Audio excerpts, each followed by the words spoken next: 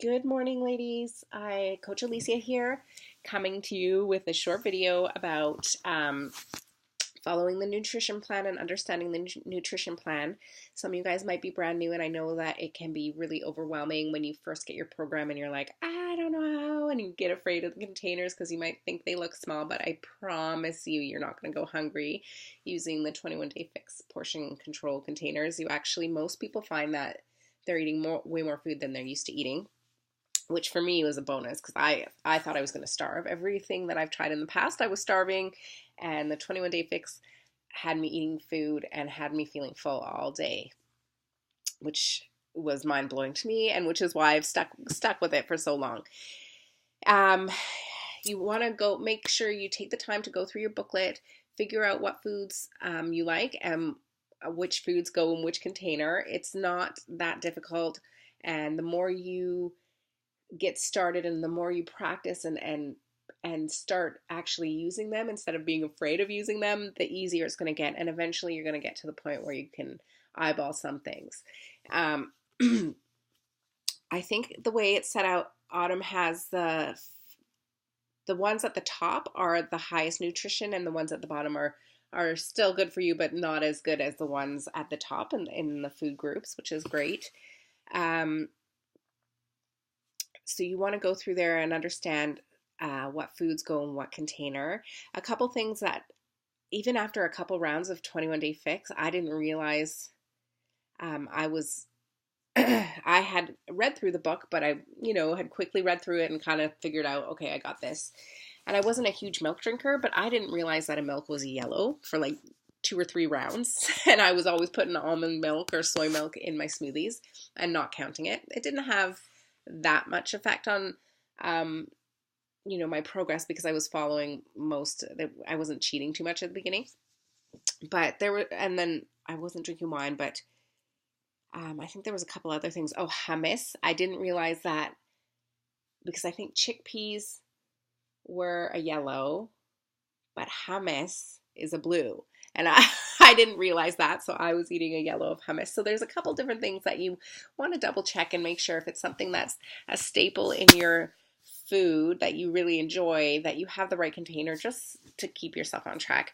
Like I said, if you're following most of the plan as directed, then you're going to have success even if you make those couple mistakes, because I definitely had success.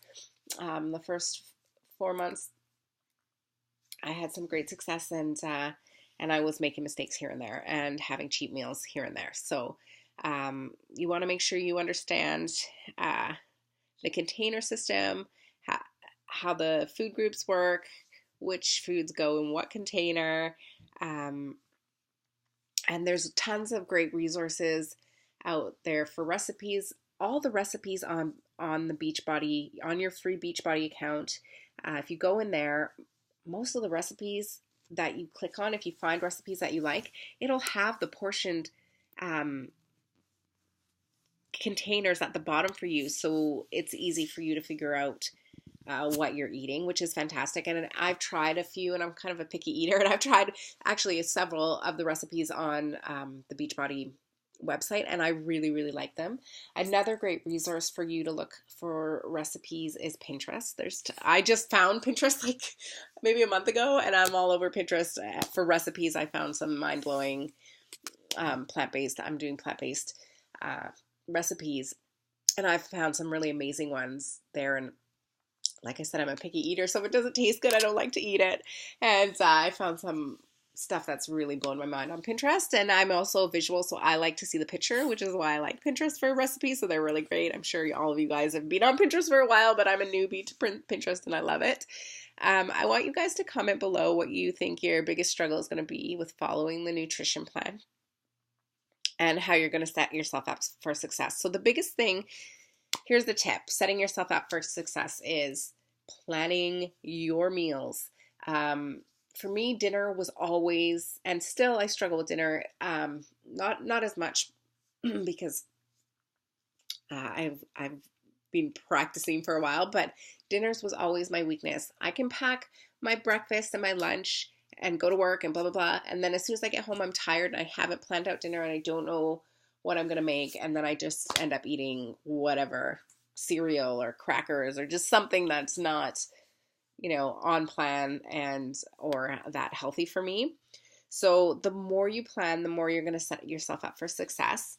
And that goes for like the weekends are also a little bit of a struggle for me, and because we're not in our daily routine, we're not getting up, we're not going to work, we're not, doing the same routine that we're used to during the week, and we can tend to be lax. And I can't tell you how many times I make up this fake story about, well, if I'm hungry, I'll just stop at Safeway and grab a, salad from the deli. And that never happens. It's always a drive-through. It's always Starbucks with a big Frappuccino. Like it's always, I push it to the last minute and I'm getting something greasy and unhealthy, and then I'm regretting it, and then I feel gross because I've been eating good, and it's just, yeah. So the more you plan, bring an extra, granola bar or a bag of veggies or a banana or something, even a couple snacks with you. Just have them in your cars so that if and when you're out and about and you think, oh God, I really didn't want to